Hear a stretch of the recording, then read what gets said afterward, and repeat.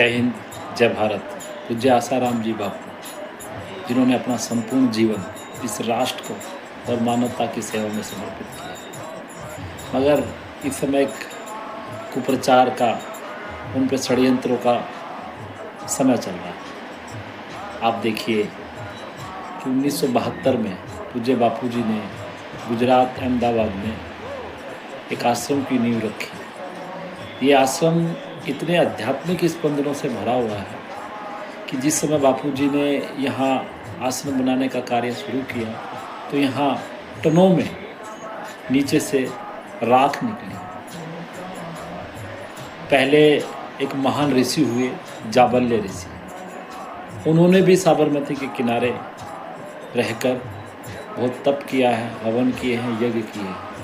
और पूज्य बापू जी ने उसी पावन जगह पर इस आश्रम की नींव डाली और आज ये आश्रम पूरे विश्व में आज सेवा की सुवास फैला रहा है। मानवता को प्रेम का, ज्ञान का, शांति का संदेश दे रहा है। तो जो गुजरात सरकार जो काफ़ी समय से बापू जी को के पीछे षड्यंत्र कर रही है, पहले तो उनको जेल में डाला, उनके पर चरित्रहीनता का आरोप लगाया, मगर बापू जी ने वो सब सह लिया। अब सुप्रीम कोर्ट ने उनको जमानत दे दी, वो बाहर है, मगर अब ये उनके आश्रमों को तोड़ना चाहते हैं। खेल को आगे रख के, खेल जगत को आगे रख करके ये प्रहार कर रहे हैं कि भाई 2036 का ओलंपिक वहाँ पे करवाना है। ये बहुत ही दुर्भाग्यपूर्ण है कि भाई भारत देश इतना बड़ा है और जबकि इतिहास में देखा गया कि भाई गुजरात का नाम खेल जगत से नहीं जुड़ा हुआ। हाँ, राजनीति से गुजरात का नाम जुड़ा हुआ।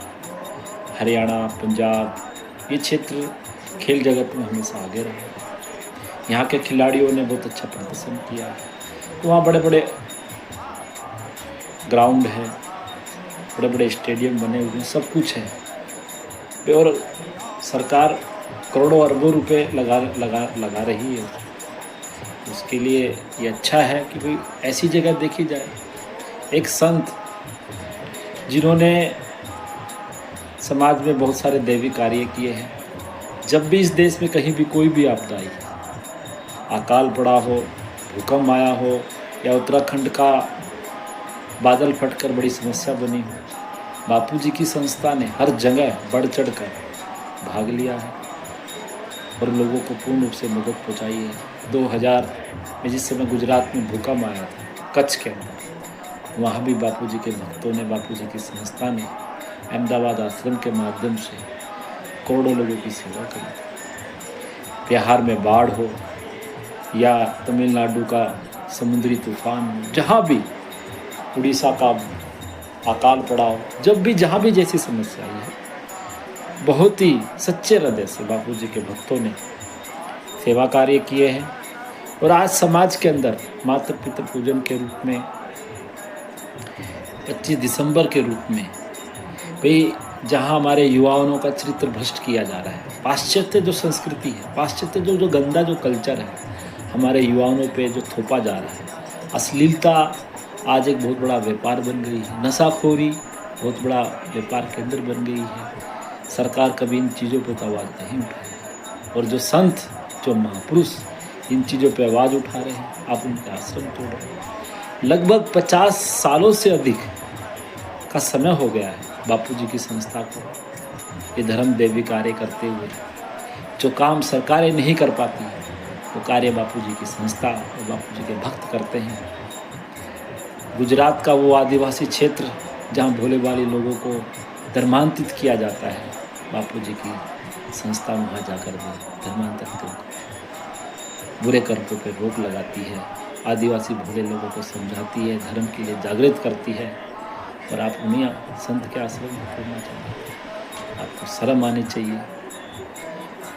भी ऐसे महापुरुष पे आप प्रहार कर रहे हैं, उनके आप देवी कार्य नहीं देख रहे। 12 साल तक आपने उनको जेल में डाल कर रखा और जब सुप्रीम कोर्ट के द्वारा उनको जमानत दे दी गई तो आप उनके आश्रम पे प्रहार कर रहे हैं। ये निंदनीय है। आपको सोचना चाहिए, तो विचार करना चाहिए कि संत के इस देवी कार्य को, संत की इस सेवा को, आप अपने पाप कर्मों को, उनके आश्रम को तोड़कर ना बढ़ो। आपको सोचना चाहिए, विचार करना चाहिए कि आपका कृत्य पूर्ण रूप से धर्म के विरुद्ध है। आपका आचरण, आपकी कार्यशैली एक षड्यंत्र के तहत आप कर रहे हैं। आप उन लोगों की कठपुतली बने हुए जो इस देश को तोड़ना चाह रहे हैं। इसलिए आप एक संत के उस विशाल व सुंदर आश्रम को, एक भरे पूरे आश्रम को वहाँ से हटाने का प्रयास कर रहे हैं, कुप्रयास कर रहे हैं। जय हिंद, जय भारत।